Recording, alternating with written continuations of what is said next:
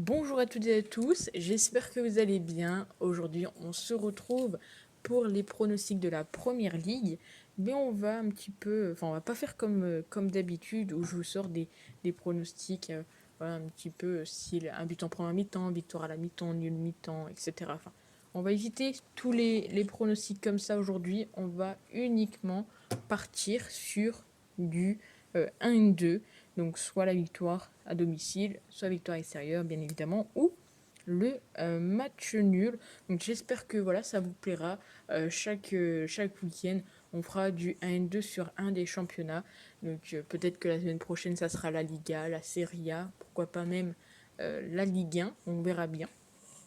Et donc aujourd'hui, j'ai décidé de faire ça sur la Première Ligue. Et donc on commence tout de suite donc, avec Brighton contre Crystal Palace. Donc c'est le 9e contre le 12e. Alors Brighton a un petit avantage, on va dire, sur la forme. Mais pour ce match, je partirais bien honnêtement sur un match nul.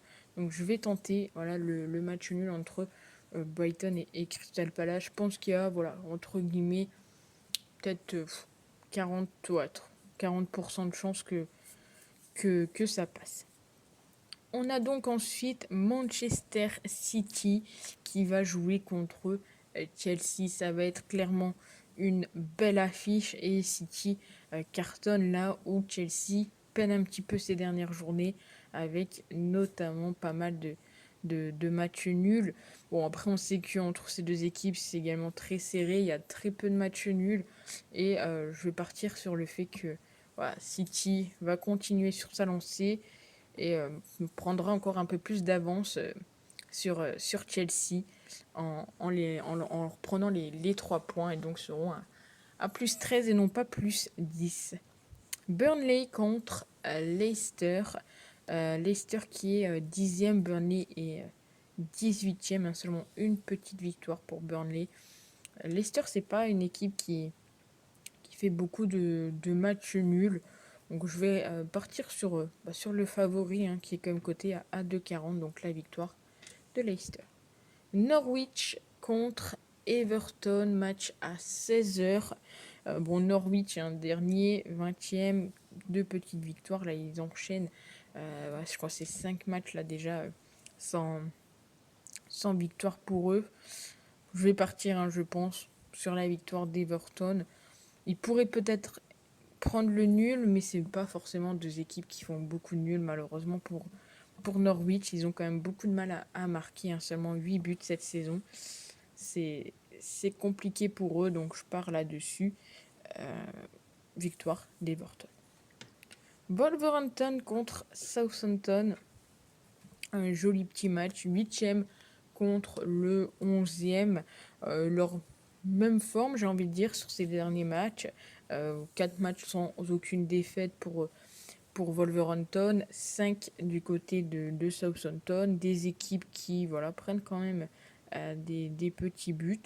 Il y a quand même un avantage certain pour Wolverhampton quand il reçoit Southampton. Mais là également, je vois bien un match nul. Mon petit cœur balance entre Wolverhampton ou match nul. Mais allez, je vais tenter le match nul ici, cote à 3,10. Newcastle contre Watford. Donc Newcastle, bon, ils ont commencé la chasse au recrutement. Watford qui peine. Bon, après, c'est un match de bas de tableau. Hein. 17e contre 19e. Où, en cas de victoire, Newcastle peut sortir enfin de la zone rouge. Et on va partir là-dessus, hein, sur le fait que Newcastle sortira ce week-end de la zone rouge. Aston Villa contre Manchester United. United 7e, pardon. Aston Villa 14e. On s'attend quand même plus à une victoire hein, de United, même si bon, des fois ils nous surprennent un petit peu. Et là, je vais partir là-dessus. Je vois pas de nul. Aston Villa hein, qui a fait seulement un match nul cette saison, tout comme Watford. C'est les deux équipes de Première Ligue qui ont fait le moins de nuls.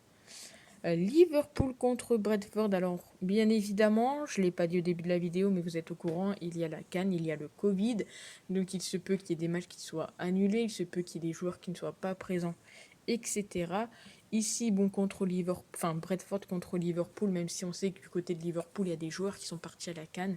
Du côté de Brentford également, il me semble. Je vois quand même tranquillement la victoire des Reds.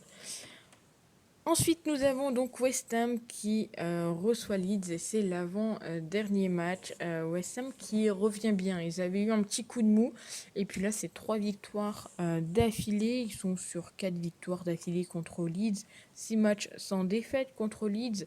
Leeds qui est actuellement 16e. Ils ont gagné, mais ils étaient, voilà, enfin le week-end dernier, ils ont gagné, mais les semaines d'avant, c'était un peu plus compliqué pour Leeds. Donc ici, victoire de West Ham.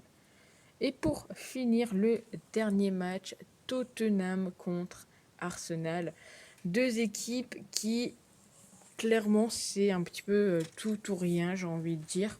Donc ici, je vais tenter le match nul, même si en soi, c'est pas deux équipes qui font beaucoup de, beaucoup de nuls. C'est un match assez serré. Il peut soit se passer des trucs un peu folles, entre guillemets, soit clairement avoir un nul qui finit en, enfin un match qui finit en 0 partout. Donc je tente le match nul ici. Donc dites-moi vous, voilà, vos pronostics en 1 et 2 dans les commentaires. Et puis ben, nous on se retrouve très vite pour une nouvelle vidéo. Prenez soin de vous et passez un agréable week-end. Ciao.